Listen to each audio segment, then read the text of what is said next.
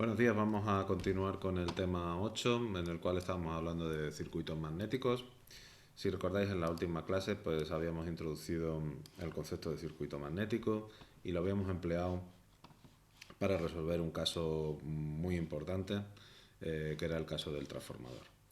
Entonces, pues, mediante esas consideraciones de fuerza magnetomotriz, esos nuevos elementos que habíamos introducido para hablar de cómo se portaban las líneas de campo magnético, habíamos llegado a la conclusión de que la relación entre los voltajes de un transformador tenía que ser de este tipo. El voltaje en el primario pues dependería de su propia autoinductancia más una componente que iba a depender de la variación de corriente en el secundario,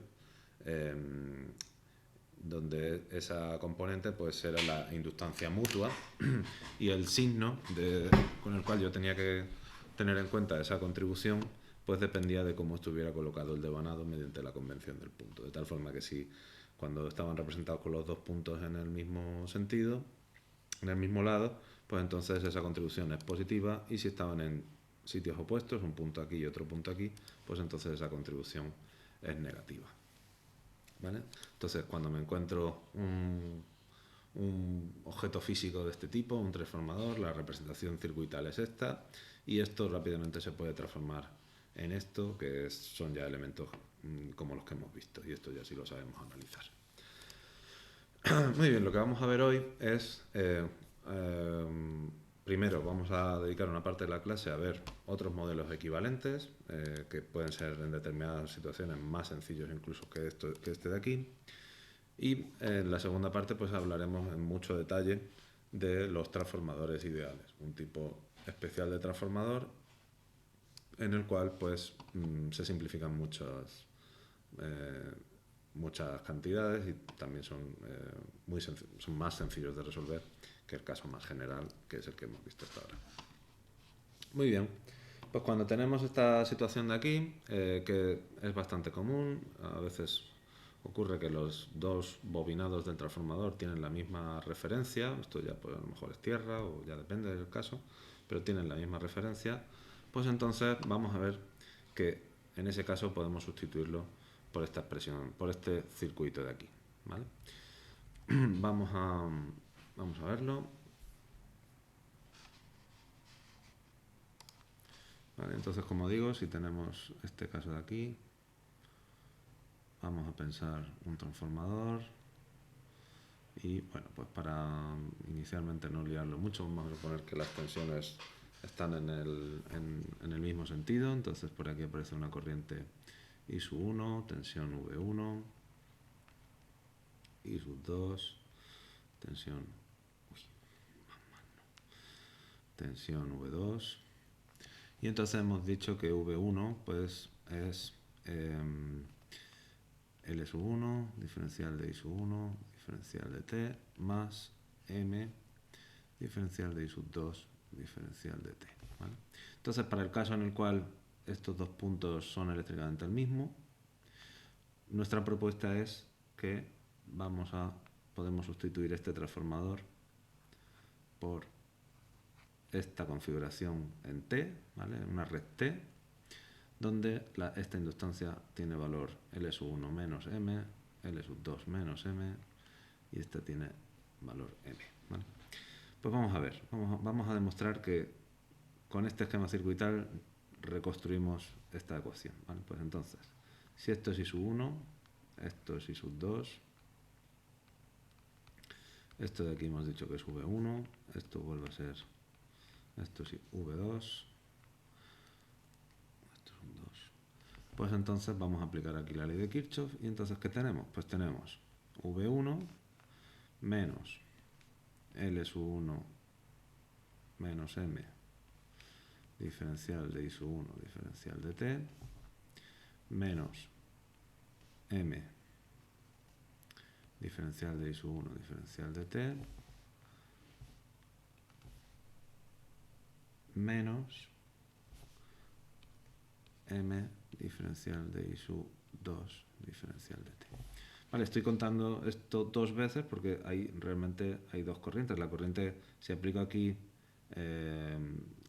la ley de las corrientes de Kirchhoff, pues veo que la corriente que pasa por esta rama es I sub 1 más I sub 2, ¿no? Entonces, eso es lo mismo que si pusiera, a lo mejor, no sé si con eso quedaría a lo mejor más claro, pues m menos m diferencial de t de I sub 1 más I sub 2, ¿vale? Bueno, pues esto tiene que ser todo igual a 0 y podéis ver rápidamente que esta, bueno, esto de aquí, si despejo, pues esto se va con esta de aquí y entonces esto se queda L sub 1 diferencial de I sub 1 diferencial de t más m diferencial de I sub 2 diferencial de t, que es lo mismo que tengo aquí, ¿vale? Fijaros, este modelo pues es bastante práctico porque, bueno, pues en lugar de tener ahí fuentes controladas, pues voy a poder utilizar directamente unas inductancias con las cuales pues ya tengo bastante experiencia, hemos trabajado mucho y son mucho más sencillas de resolver que las fuentes controladas. Otra cosa es, otra consideración que podemos hacer es, bueno, ¿y este nodo de aquí, eso qué significado físico tiene? Bueno, no tiene ningún significado físico, es un artefacto, si queréis, matemático que surge como consecuencia de aplicar este modelo. Y después también, pues, estas inductancias podría darse el caso de que fueran negativas. En principio, pues tampoco hay mucho problema, son una consecuencia sencillamente de una aproximación matemática. Lo que no puede pasar es que la suma de esta con esta pues dé también negativa, pero como si os fijáis, si por ejemplo aquí no hubiera nada, si esto está en abierto, estas dos inductancias se van a sumar, pues siempre el término m, que es el único que podría hacer que esto fuera negativo, pues aquí primero resta y después suma, así que al final me quedo con el S1, entonces no puede ser negativo. Si en lugar de tener la misma convención de punto, o sea, el tener el punto en el mismo sitio, estuvieran en sitios distintos, pues entonces en lugar de esta m, en lugar de restar, pues estaría sumando y así, ¿vale? Fijaros, este simplifica mucho el análisis, hace que desaparezcan las fuentes controladas, como digo, y este tipo de estructura sería óptimo si quisiéramos hacer un análisis sistemático de mallas. La única condición es que estos dos terminales estén cortocircuitados. Eso es el único requisito que tenemos para poder aplicar este formalismo. En otras ocasiones, pues puede ser que nos interese utilizar o prefiramos hacer un análisis de nodos y entonces pues este sistema de aquí pues no nos añadiría un nodo nuevo, ¿no? Es verdad que cuando haces un análisis de mallas pues no introduce ninguna malla nueva, pero sí que te introduce un nodo nuevo. Entonces en ese caso pues podría interesarnos hacer, en lugar de hacer una red T, podemos utilizar una red Pi, en la cual pues aparece una malla nueva, pero no aparecen nodos nuevos. Fijaros que aquí pues esto si está conectado a algo más, pues no mete un nodo nuevo, este nodo sería el mismo a lo que estuviera este conectado, y entonces pues podría simplificar el análisis si queremos emplear el método de nodos. El desarrollo o la demostración de la sustitución de la red del transformador por estas inductancias que tendrían estos valores, pues no la vamos a hacer en clase. Se utilizaría haciendo un tipo de transformación que se llaman transformaciones Y delta, que no las hemos visto y la verdad que creo que tampoco son especialmente interesantes, pero bueno, siempre podemos recurrir a las fórmulas o podemos ir a un libro de tablas y rescatar estas expresiones. Una cosa importante a tener en cuenta es que no podríamos utilizar este tipo de transformación si en el caso de un transformador ideal, en el cual el acoplamiento es perfecto. Vale, pues vamos a hacer un pequeño ejemplo en el cual pues vamos a explotar esta nueva herramienta. Dice determinar la corriente de entrada, corriente de salida y voltaje de salida cuando el voltaje de entrada pues es ese de ahí y considere que el transformador está especificado por L1 2 milihenrios, L2 20 milihenrios y M 4 milihenrios. Bueno, pues fijaros aquí, como esto está aquí conectado, pues podríamos utilizar una red T o una red Pi pero vamos a utilizar una red T. Y entonces, como tienen el mismo punto, pues podemos hacer esta sustitución. Podemos decir que esta red es equivalente a esto de aquí.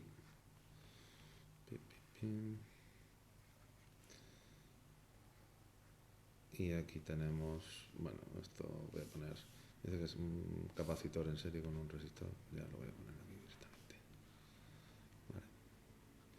Donde esta L es directamente M, que es 4 milihenrios, que ya voy a poner aquí directamente las impedancias, entonces J omega M es igual, como omega es 1000, pues, y estos son milis, pues esto es directamente J4 ohmios, J4 ohmios, algo similar ocurre con L1, que es 2 menos J4, ¿vale? Entonces es menos J2, y este es 20, L2 es 20 menos J4, ¿no? Entonces es J16.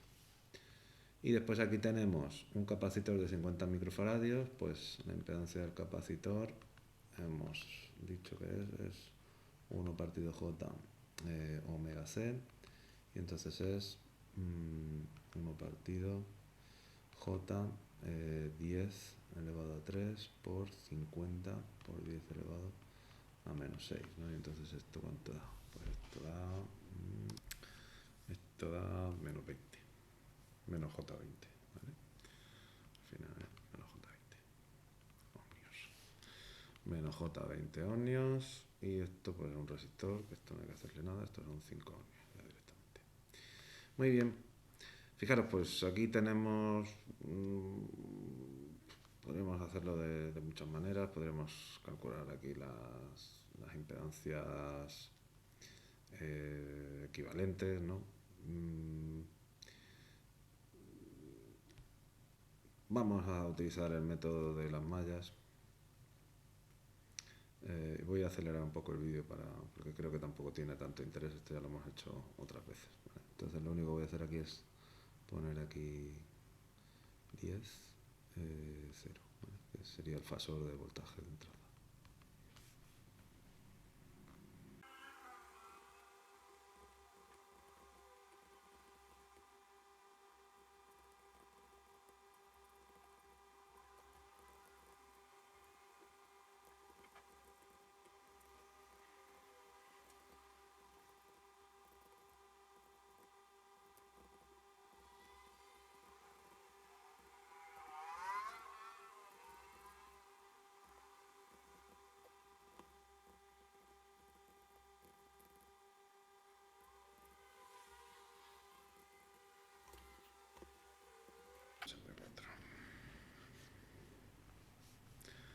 Bueno, pues estos serían los resultados.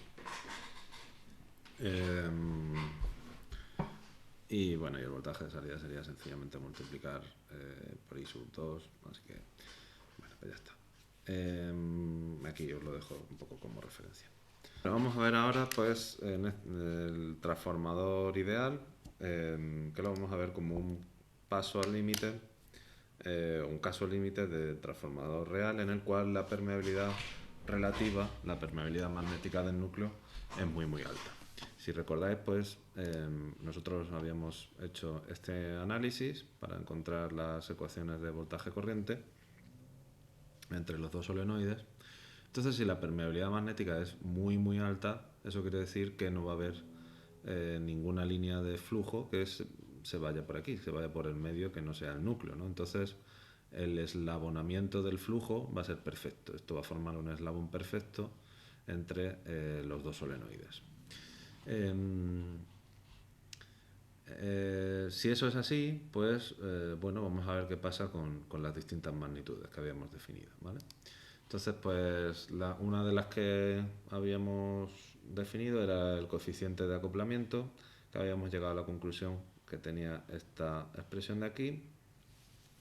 Y fijaros, si la reluctancia, si la permeabilidad relativa es muy alta, entonces las reluctancias van a tender a ser muy pequeñitas, mientras que la reluctancia de fuga, que esa no tenía en cuenta la permeabilidad relativa, solamente tenía en cuenta la permeabilidad del vacío, pues entonces esa comparada con estas de aquí va a ser una cantidad muy grande, porque es que estas están tendiendo a cero, ¿no?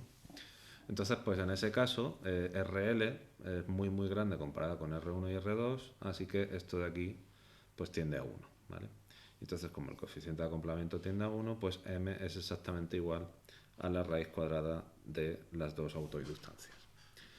Otra cosa que también vemos es que el análisis ya no es tan complicado, no tenemos que formar aquí una ecuación de mallas ni nada de eso. Directamente es que el flujo, ya no hay un flujo que pase por uno y un flujo que pase por dos, es que solamente hay un flujo que es el mismo el que pasa por la bobina 1 que el que pasa por la bobina 2. Entonces, si lo queremos ver circuitalmente, lo único que tenemos es que phi sub 1 más phi sub 2 tiene que ser, phi sub 1 no, perdona, F1 más F2 tiene que ser igual a 0. La suma de las dos fuerzas magnetomotrices tiene que ser 0, ¿vale? Y entonces, pues, como yendo a la propia definición de fuerza magnetomotriz, pues vemos que eso implica esta relación entre las corrientes. Las corrientes tienen que ir cambiadas de signo y el valor de una dependerá del ratio entre las vueltas de uno y otro solenoide. Si ahora cogemos y vemos que las variaciones de flujo, como solamente hay un flujo, pues las variaciones del flujo por el primer solenoide tienen que ser iguales que las variaciones del flujo por el segundo solenoide. Entonces, pues aplicando la ley de Faraday, pues podemos llegar a la conclusión que el voltaje de uno partido por el número de vueltas tiene que ser igual al voltaje del segundo partido por el número de vueltas del secundario.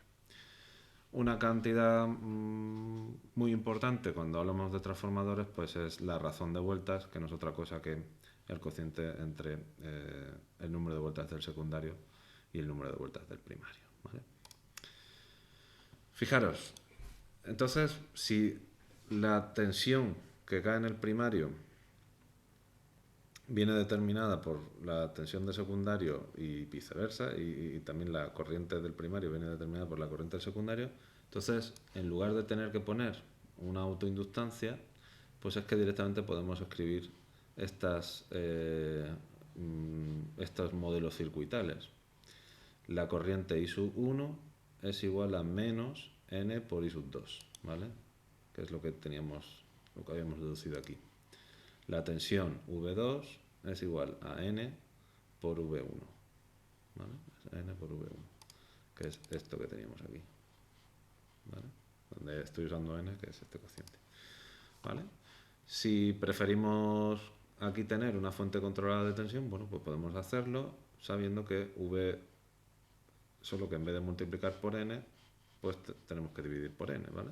Entonces, pues, cuando estamos hablando de un transformador ideal, no hay que tener en cuenta inductancias, no aparecen inductancias por ningún sitio, ni autoinductancias, ni nada de eso.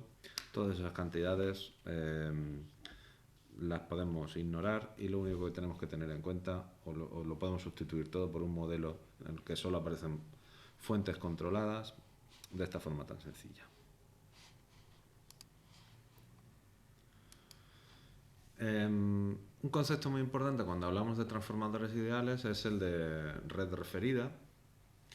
Y entonces, pues, ¿de dónde viene esto?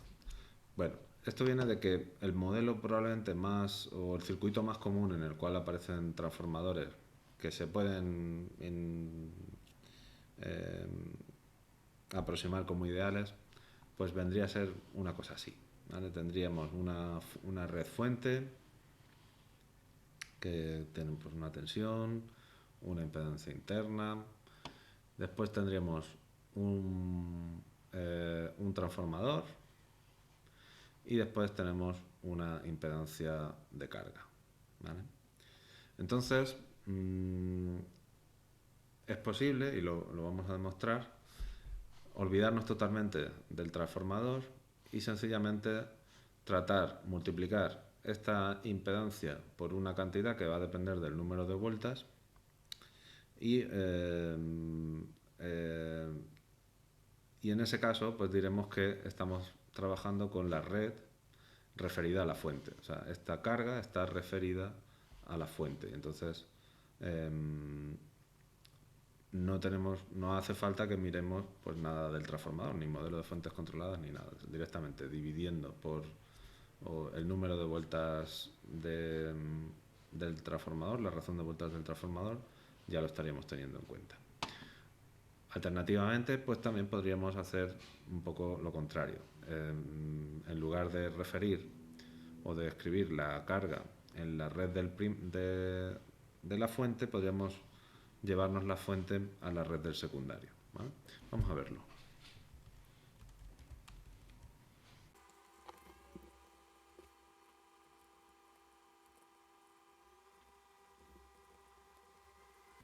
Bueno, podemos sustituir, vamos a suponer que tenemos aquí una razón de vueltas tal que así. Normalmente cuando hablan de transformadores ideales se suele expresar así. Esto ya nos está diciendo que tenemos que tratar a este transformador como si fuera ideal.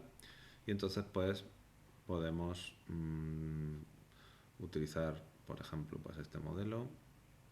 Bueno, voy a coger este.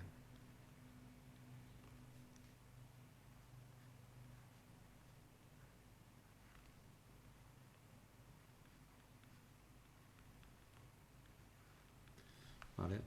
Esto venía de aquí.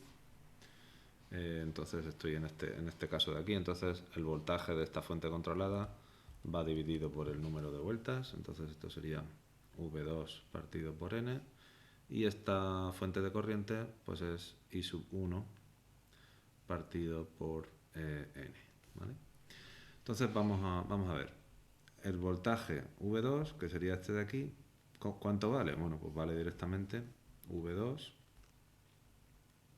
es igual a ZL por I sub 1 partido por N, ¿no? Por I sub 1 partido por N. Entonces I sub 1 es esto de aquí, así que esto de aquí lo puedo sustituir. Entonces aquí tengo que V2, bueno, esto es más o menos, ZS, VS, y esto de aquí es, ya de esto me puedo olvidar un poco, y esto es ZL por I sub 1 partido por N al cuadrado. ¿Vale? Pero es que fijaros, esto es un elemento al cual le entra una intensidad I sub 1 y cae una tensión que vale esto de aquí, ¿vale? Esto es la tensión que cae, esto es V1, ¿no? Entonces, pues, al final, pues esto es V1 menos ZL por I sub 1. Bueno, no, mejor dicho, V1 es igual a ZL por I sub 1 partido por N al cuadrado. Pero es que si yo cojo y divido V1 partido por I sub 1, pues eso es la definición de impedancia de este elemento, de esta cosa que tengo aquí, y es que eso es ZL, Z sub 1 sería ZL partido por N al cuadrado. Así que todo esto de aquí, esto es lo mismo que una impedancia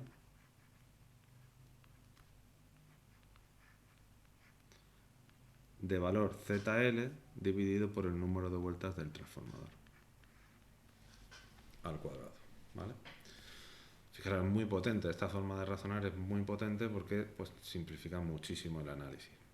Fijaros también qué implicaciones tiene esto a la hora de adaptar cargas. Si recordáis el teorema de máxima transferencia de potencia, cuando hablábamos de corriente alterna, pues era que la impedancia de carga, para que ocurriera la máxima transferencia de potencia, la impedancia de carga tenía que ser el complejo conjugado de la impedancia de la fuente. Aquí pues lo que estoy diciendo es que esto ya puede ser lo que le dé la gana, que si yo cojo y me las ingenio con un transformador y juego con el número de vueltas, bueno, suponiendo que... bueno, incluso vimos que esto se podía adaptar, o la parte de real se podía adaptar relativamente de forma, bueno, más o menos sencilla, si jugábamos poniendo aquí unas capacidades o un inductor en serie, cosas así.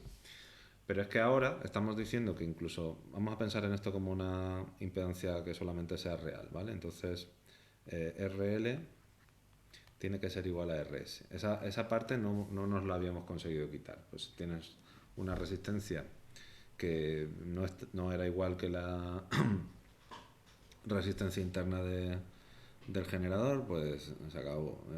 No ibas a tener máxima transferencia de potencia. Pero es que lo que estamos diciendo es que si pongo un transformador en medio, yo puedo adaptar siempre esa resistencia de carga, la puedo adaptar a la resistencia interna de mi fuente. Entonces siempre puedo conseguir la máxima transferencia de potencia. Solamente tengo que tener cuidado de tal forma que RL partido por n al cuadrado sea igual a RS, ¿vale? Y entonces así conseguiría la máxima transferencia de potencia. Se podría hacer un razonamiento similar, en lugar de pasarlo todo, digamos, al punto de vista del primario, que no lo he dicho, pero a menudo se, se utiliza este símbolo, ¿vale? Se utiliza el símbolo este de aquí, ¿vale? Yo todo esto lo sustituyo y lo pongo como una red fuente así, ¿no? Digamos que con esta flechita lo que digo es que todo esto me lo voy a quitar de en medio. Pues podríamos hacer algo desde el punto de vista del secundario. Si hiciéramos las cuentas, pues las impedancias, en lugar de aparecer divididas por el número de vueltas al cuadrado, pues aparecerían multiplicadas por el número de vueltas al cuadrado, y el voltaje, en lugar de n al cuadrado, pues aparece multiplicado por n, ¿vale? Eso es lo que pone aquí. Muy bien, vamos a ver un ejemplo que a mí me gusta mucho, porque se ve un poco la potencia de todo esto, y además lo podemos poner un poco en contexto histórico, eh, para entender por qué ha triunfado la corriente alterna en lugar de la corriente continua. Hay una película que se llama La Guerra de las Corrientes, que pasó con más pena que gloria. Creo que se estrenó hace 3 años en Estados Unidos, y me parece que el año pasado en España. No sé qué historia habría detrás para ese desfase. Y habla un poco de ese periodo histórico en el cual eh, Edison y Westinghouse pues estaban compitiendo por electrificar Estados Unidos. Edison, que tenía ya mucha fama y había inventado la bombilla y tal, pues era un fanboy de la corriente continua. Y Westinghouse pues decía que eso era una castaña, porque la corriente alterna pues era mucho mejor. El argumento principal era que la corriente alterna se podía transformar de una forma muy sencilla. Ya hemos visto con transformadores, unas bobinas, un trozo de ferromagnético, material ferromagnético y tal, pues consigues elevar la tensión todo lo que quieras, y puedes adaptar las cargas.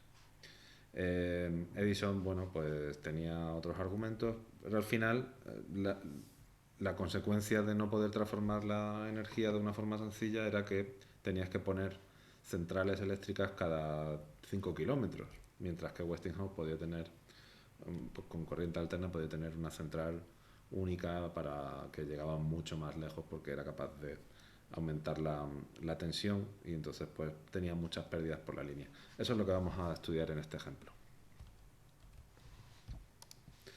Vale, pues entonces... uy, qué chico está esto. Dice, suponga que se desean entregar 15 kilovatios a la resistencia de carga de 3 ohmios que está aquí, a través de una línea de transmisión que presentan 2 ohmios. Determinar el valor de Vs y la eficiencia de la transferencia de potencia. Vale, pues vamos a hacer el caso Edison, que sería el caso en el cual estás en continua, no puedes transformar, no puedes usar transformadores, que hemos visto que siempre necesitan variaciones del flujo magnético, que solo se pueden conseguir con variaciones de corriente. Y entonces, pues, a ver qué eficiencia necesitas, ¿vale? Entonces, Bueno, pues si queremos aquí que haya 15 kilovatios, pues ¿cómo hacemos eso? Bueno, pues ahí la potencia, si esto es 15 kilovatios, pues eso es la resistencia. Bueno, podríamos usar valores RMS, mejor usamos un medio ya directamente, no nos calentamos mucho la cabeza y entonces pues necesitamos que aquí haya una corriente de 2P partido por R y todo esto la raíz cuadrada, ¿no? Bueno, esto no sería falso, esto sería normal. Voy a poner directamente la amplitud, ¿vale? Entonces esto fuera y ya está. Pues entonces necesito que haya esa corriente. Vamos a calcularla un segundito. Ahí está. Okay. Vale, pues P es igual a 15.000, R es igual a 3, y entonces vamos a importar las matemáticas. Y entonces tengo que I es igual a la raíz cuadrada de 2 por P partido por R, pues sí tiene que ser 100 amperios.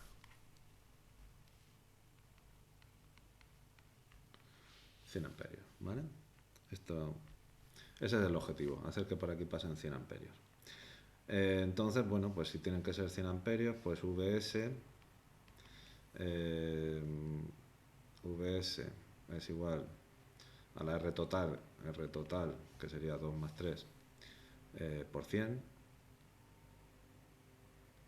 por I, ¿vale? Y entonces, pues VS es 2 más 3, 5 por 100, pues esto tiene que ser 500 voltios, ¿vale?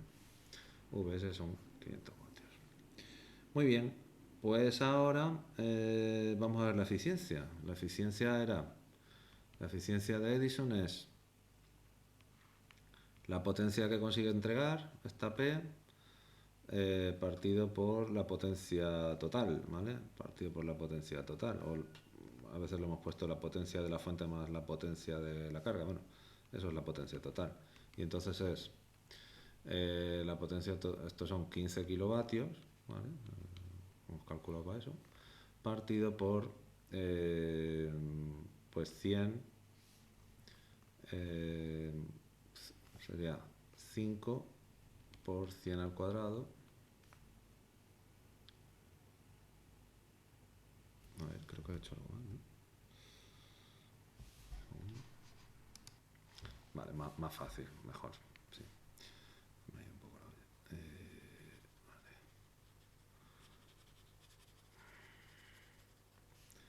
Esto sería, pues, esto es R por I al cuadrado y esto es 2 más 3 por I al cuadrado, ¿vale? Y entonces esto es, pues, 3 partido por 5, 3 partido por 5 y eso es un 60%, un triste 60%. Vamos a ver el modo Westinghouse. Dice, a continuación suponga que se emplean dos transformadores, uno elevador con una razón de vueltas n entre la fuente y la línea. Bueno, entonces tenemos esto aquí llega a Westinghouse y dice, sí, hombre, sí. Ahora esto aquí ponemos aquí un transformador y este va a ser un transformador elevador porque eleva la tensión, ¿vale? V2 va a ser n veces más grande que V1. Esto sigue aquí, esta es la línea de tensión, 2 ohmios. Y uno reductor con una razón de vueltas de 4 a 1, ¿vale? Entonces esto es otro transformador 4 a 1 entre la línea de carga. Vale. Determine,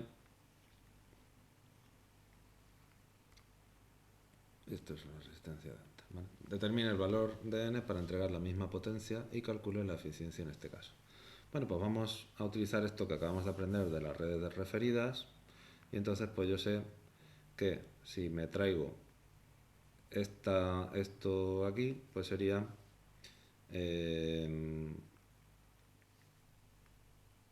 3 partido por la razón de vueltas, que en este caso es un cuarto, ¿vale? Esta razón de vueltas es un cuarto. Esta es n y esta es un cuarto. Entonces, esto pasa a ser, esto lo puedo ver así, esto no ha cambiado de momento.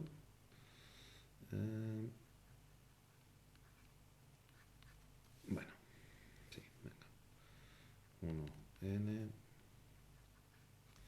estos son 2 ohmios y estos son 3 partido por 1 partido, bueno, vamos a ponerlo 3 por 4 al cuadrado, ¿vale? Y ahora pues queremos entregar la misma, entonces ahora queremos ver cómo se transformaría esta parte de aquí. Esto era Vs, entonces esta tensión, cuando la refiero ahora en este caso estoy refiriéndola al secundario, ¿vale? Entonces pues esto pasa a ser, voy a ponerlo aquí, esto pasa a ser n por Vs 2, esto ya lo voy a poner 4 por 3, 4 por 4, 16, y estos son 48, n por Vs, ¿vale? Y entonces si yo quiero que por aquí pasen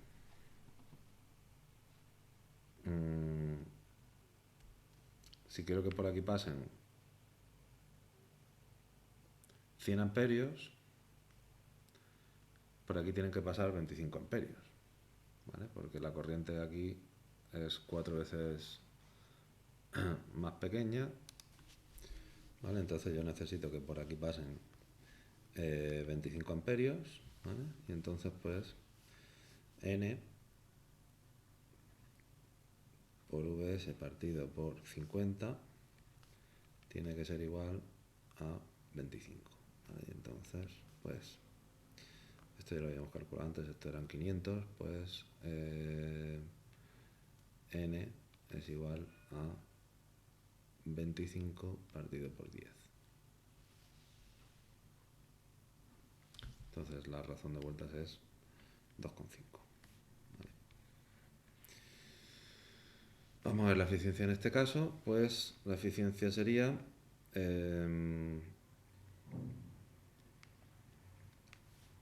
la potencia, la eficiencia pues es 48 partido 2 más 48. Y entonces esto es 48 partido por 50 y esto es 48 partido, esto es 96. 96%.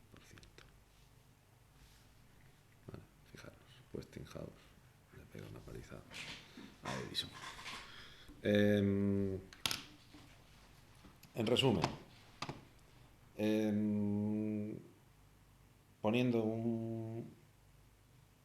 lo que hacemos es esta línea de tensión, bueno, aquí la tensión es muy alta, aquí es 500 voltios por 2,5, es 1250 voltios, ha subido la tensión mucho, o sea, la línea de transmisión sube la tensión, pero a cambio nos permite bajar la intensidad, tanto como suba la tensión. Como la pérdida de la línea de transmisión depende con el cuadrado de la intensidad, pues estás quitando un montón de potencia, estás dejando de perder un montón de potencia sencillamente por el hecho de transportar la electricidad, ¿vale? Entonces, bueno, pues nada, esto es un ejemplo que ilustra pues una utilidad enorme que tienen los transformadores de potencia. La inmensa mayoría de los transformadores de potencia son para este tipo de arreglos, ¿vale? Hacer este ejemplo en el cual vamos a comparar pues un poco transformadores reales e ideales. Vamos a calcular algunas variables de este circuito, ¿vale? Entonces pues vamos allá. Primero vamos a estudiar el caso real. Fijaros, aquí me dicen pues estas cantidades como la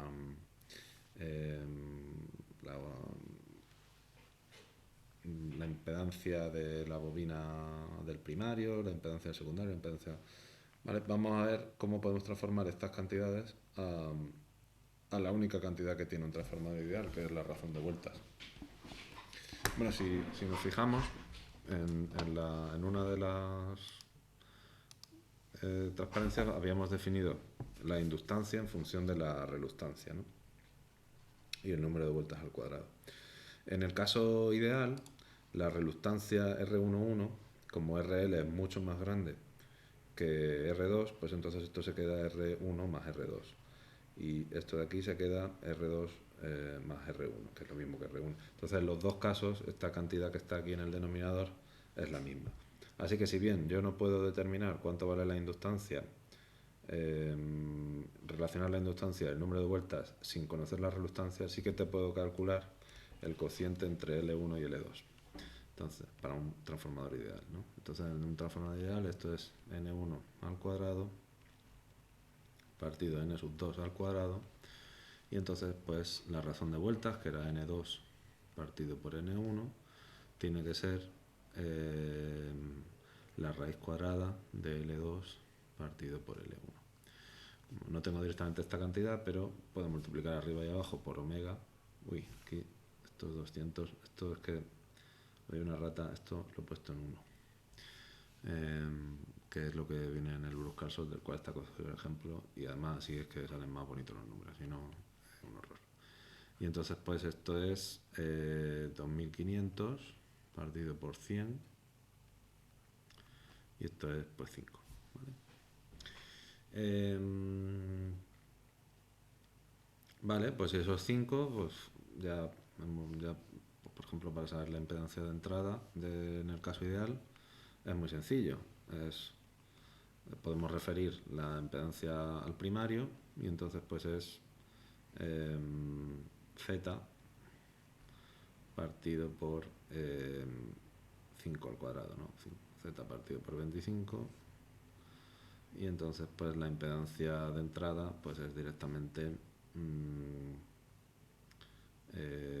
pues esto de aquí, que es 200 partido por 25, pues son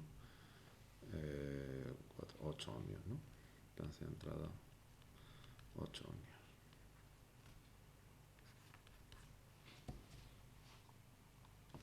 Vamos a ver el caso real, bueno, o por lo menos no ideal. Entonces en ese caso pues ya no nos queda más remedio que utilizar nuestros modelos de fuentes controladas, ¿no? Y entonces pues esto sería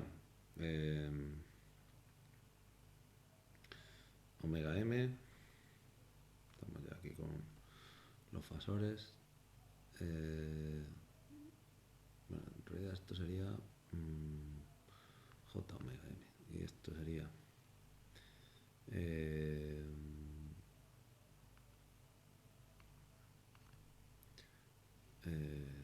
j omega l sub 1, ¿vale? Esto, vent, uy, qué horror, vent,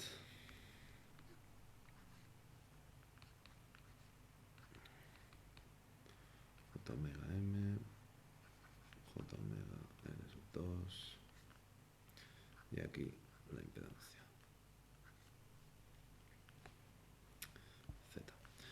Pues entonces en este caso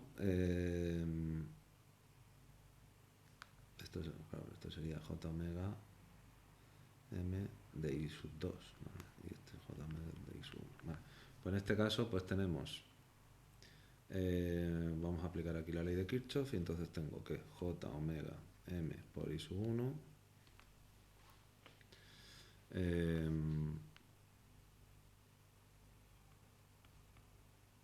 menos, no más, j omega l 2 i sub 2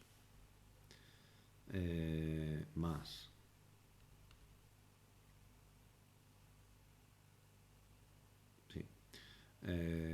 z por i sub 2, esto tiene que ser todo igual a 0, y entonces de aquí podemos despejar i sub 2 como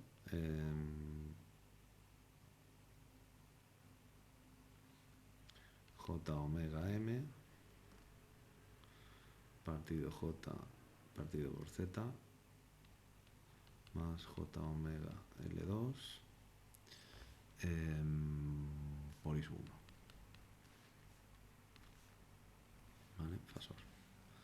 Muy bien, pues entonces eso lo sustituimos aquí y entonces llegamos a la conclusión de que el voltaje, vamos a aplicar aquí la ley de Kirchhoff y entonces es la ley de los voltajes de Kirchhoff y entonces V de entrada menos J omega L sub 1 por I sub 1 menos, aquí me falta menos, menos J omega M por J omega M por Z más J omega L2 por I sub 1, que me falta un menos que se va a ir con este, pero aquí como aparecen dos, bueno, da igual, no voy a hacer esos cálculos. Y entonces pues esto es igual, todo esto tiene que ser igual a 0 y bueno, despejando pues llegamos a que la impedancia de entrada es igual a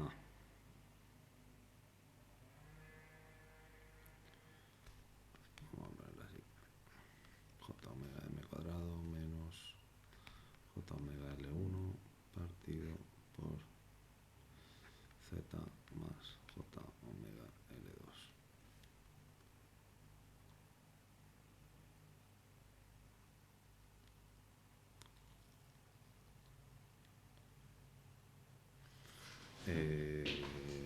No, con signo omega delante.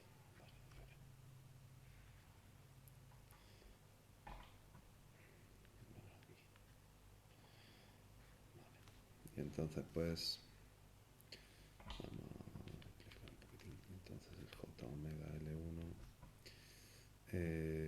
más omega al cuadrado M cuadrado partido por Z más J omega L2. Y voy a comparar ya el resultado de Brus-Carlson. Esto da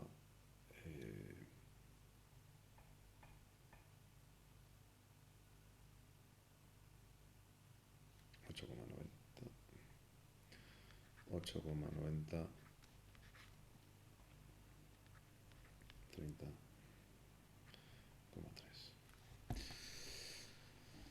Bueno,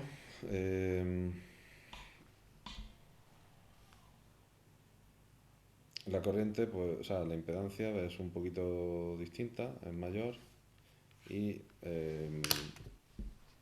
sí que es bastante, sí que una consecuencia bastante curiosa es que aparece un desfase en la impedancia de entrada cuando tenemos un transformador real, ¿vale? Pero bueno, al final tampoco son unas cantidades tan distintas y desde luego los cálculos son extremadamente mucho más sencillos.